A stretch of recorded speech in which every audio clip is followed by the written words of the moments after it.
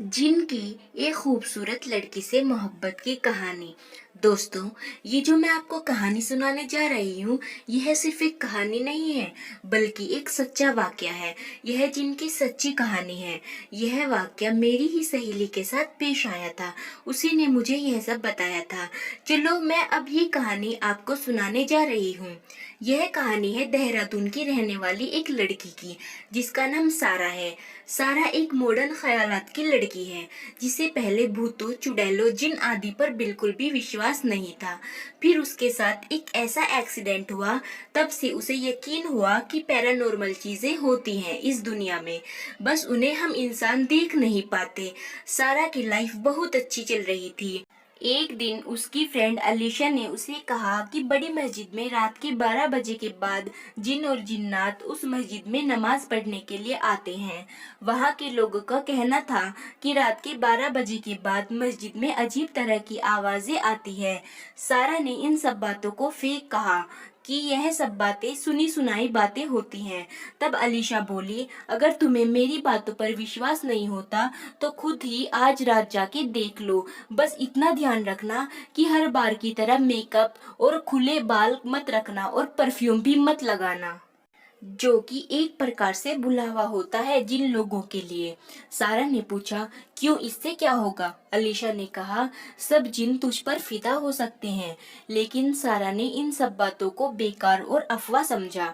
सारा ने सोचा, अब मेकअप और परफ्यूम लगा कर ही जाऊंगी, जरा मैं भी तो देखूं तुम्हारे जिन को कि वह मुझ पर फिदा होता है या नहीं। ये सोचकर सारा हंसने लगी। अब रात में सारा हर बार की तरह मेकअप करके गई, क्योंकि उसे पता था कि कुछ भी नहीं होगा। यह भी उसकी सबसे बड़ी गलती थी। मस्जिद में से कोई आवाज नहीं आ रही थी। यह देखकर सारा का कॉन्फिडेंस और भी बढ़ गया। किसी भी तरह से अंदर गई और अंदर की तरफ खुशबू फैली हुई थी। वहाँ बहुत अच्छा महसूस हो रहा था। उसने थोड़ी देर वहाँ पर रुककर देखा। वह अलीशा की बातों को सोचकर हंसने लगी, क्योंकि वहाँ ऐसा कुछ भी नहीं हो रहा था जैसा अलीशा ने उसे बताया था। तभी उसे ऐसा लगा कि कोई उसके पीछे से गया था। वह तुरंत मुड़ी और देखा कि कौन है। वहां पर कोई नहीं था। वापस मुड़ी तो देखा उसके सामने एक सफेद साया था, जो उसे लगातार देख रहा था। यह देखकर उसके हाथ पैर ठंडे पड़ने लगे और वह चीखती चिल्लाती गिरती पड़ती कैसे भी करके मस्जिद से बाहर आकर उसने कार स्टार्ट की और सीधा घर पहुंची। उसके माँ बाप सो रहे थे। वह चुपचाप बेड में जाकर सो गई। उसी रात उसे सपना दिखा कि एक हैंडसम सा क्यूट सा लड़का उसके सामने था। दूसरे दिन यह बात उसने अलीशा को बताई। अलीशा ने कहा कि वह पक्का जिन था, लेकिन फिर भी सारा ने उसकी बात को नहीं माना।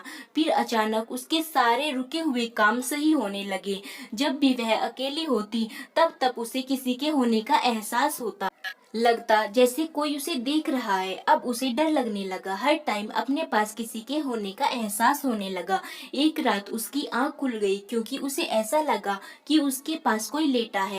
आंखें खोली तो देखा वही सफेद साया था, जो उसके उठते ही वहां से गायब हो गया। यह देखकर उसकी तो नींद ही उड़ गई।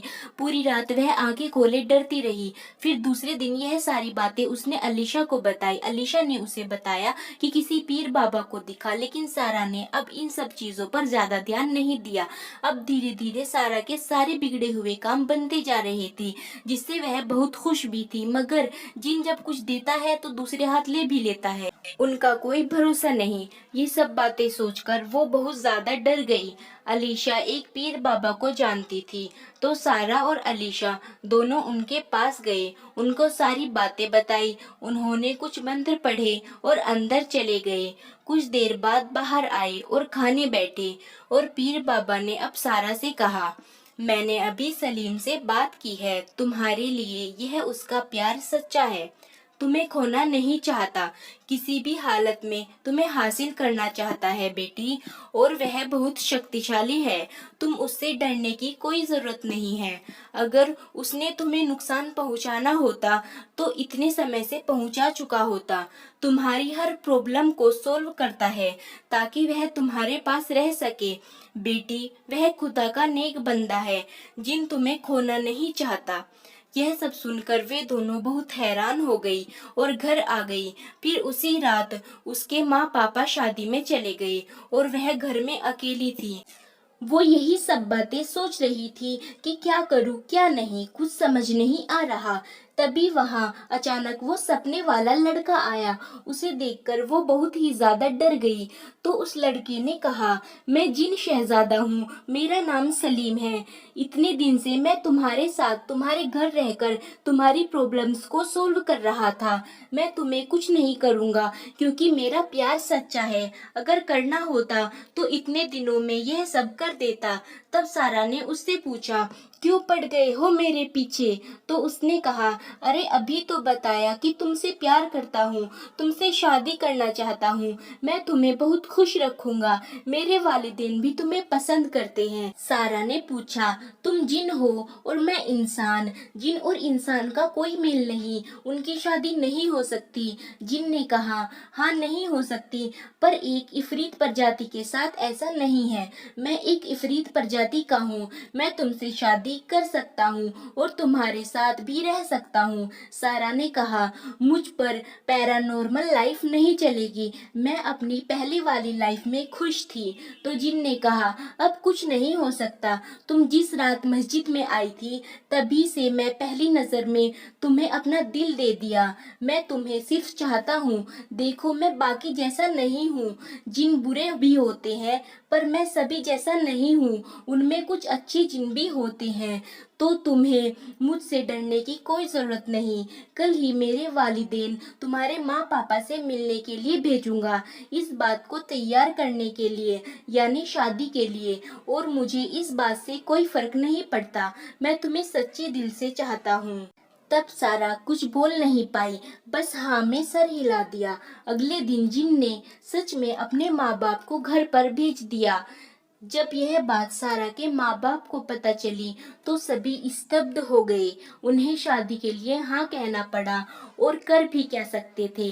अब भी वह सलीम नाम का जिन सारा के साथ रहता है और किसी भी लड़के को उसके पास नहीं आने देता। सारा ने बहुत से पीर बाबा को अपने परेशानी बताई, लेकिन कोई हल नहीं हुआ। आज भी सारा उस जिन के साथ डरी डरी रहती है, मगर उसे खुश होने का दिखावा करना पड़ता है।